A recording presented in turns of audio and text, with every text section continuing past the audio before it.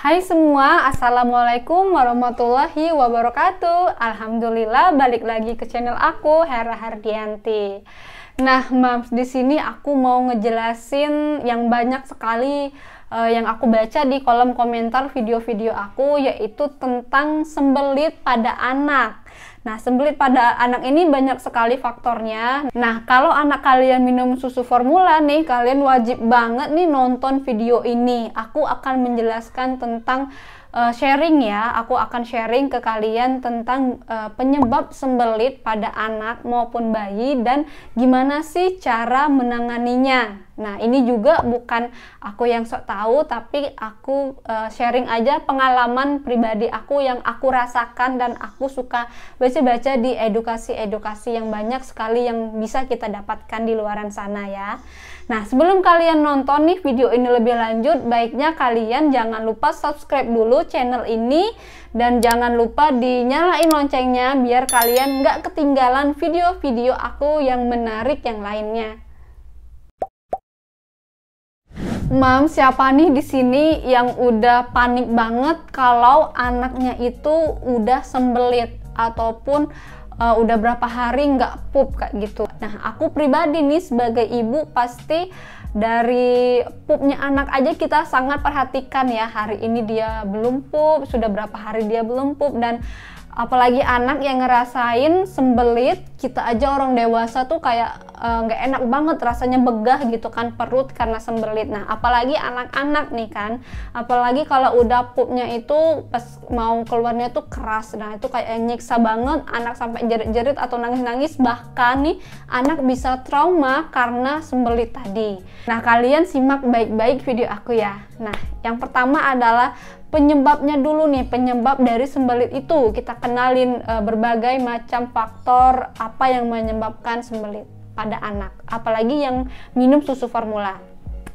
Nah, yang pertama adalah untuk bayi yang baru empasi nih di usia 6 bulan, kadang suka sembelit. Karena apa? Karena dia baru peralihan, dia baru berkenalan dengan tekstur makanan. Biasanya kan dia hanya minum ASI, terus yang notabene adalah air cair, beralih ke makanan yang agak padat, ke makanan padat. Meskipun itu bubur, bagi anak kan itu ada teksturnya kan gitu.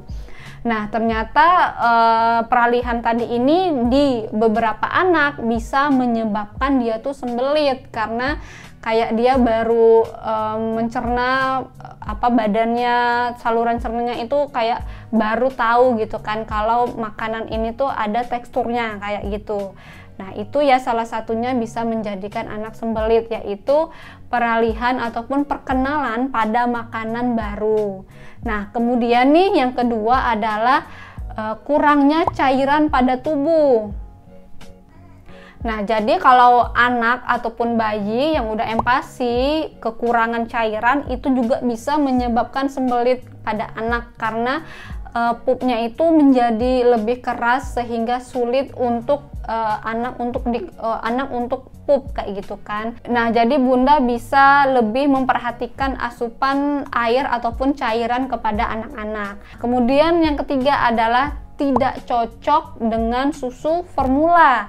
Nah, ini bisa banget terjadi pada anak maupun bayi. Itulah tadi, susu itu bukan harus mahal, bukan juga kita cari yang termurah biar budget aman. Yang kita cari adalah yang sesuai budget dan juga cocok untuk anak gitu. Cocok untuk anak artinya dia pencernaannya bagus, kenaikan BB-nya bagus gitu kan. Nah, jadi untuk mencari susu formula kita juga harus berhati-hati.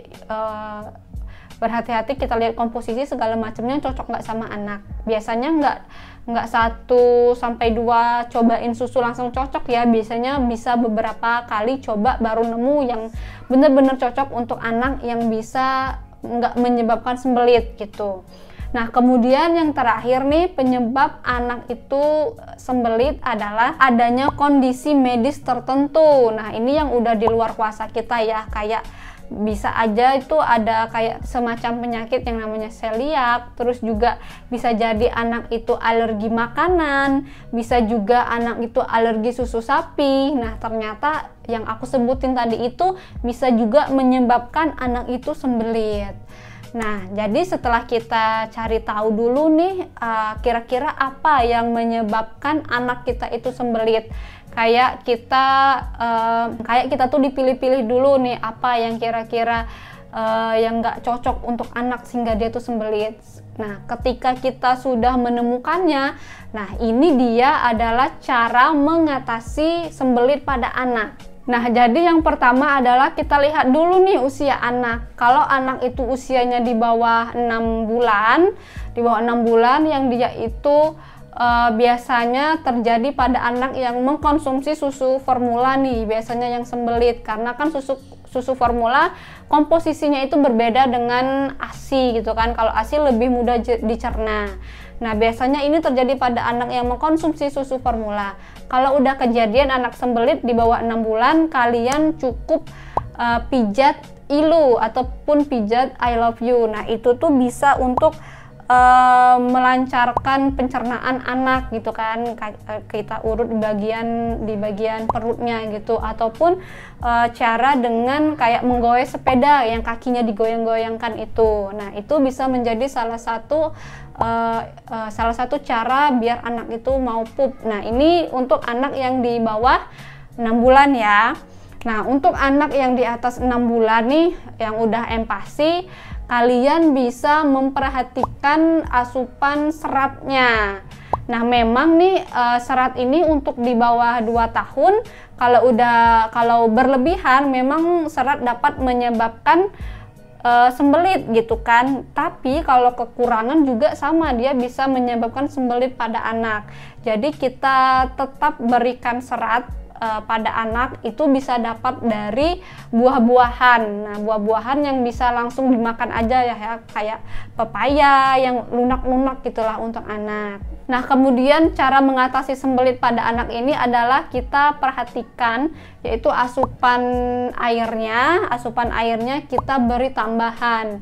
Apalagi yang sudah mulai empasi, biasanya kita kayak kasih minum ke anak itu ketika makan itu nggak terlalu banyak, terus dia kan masih ASI, jadi kayak kita ngerasa dia nggak haus gitu ya. Nah, ternyata dia sembelit. Nah, itu bisa banget kita kasih air putih ya, air putih. Apalagi yang minum susu formula itu banyakin air putihnya, tapi tetap pada batasannya.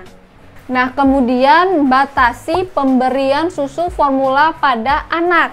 Nah, anak di atas 18 bulan nih susunya itu tidak boleh lebih dari 500 ml per hari. Nah, jadi kelebihan sufor juga bisa menyebabkan sembelit pada anak. Sufor juga kalau berlebihan bisa menyebabkan defisiensi zat besi ataupun bisa menyebabkan kekurangan zat besi gitu kan. Jadi yang secukupnya aja, apalagi kalau udah 2 tahun ke atas itu kan bisa dicukupi dari makanannya. Nah, Moms, itu aja nih tadi saran ataupun tips dari aku. Kalau kalian rasa video ini bermanfaat, boleh kalian share ke teman-teman kalian. Sampai jumpa di video aku selanjutnya. Wassalamualaikum warahmatullahi wabarakatuh.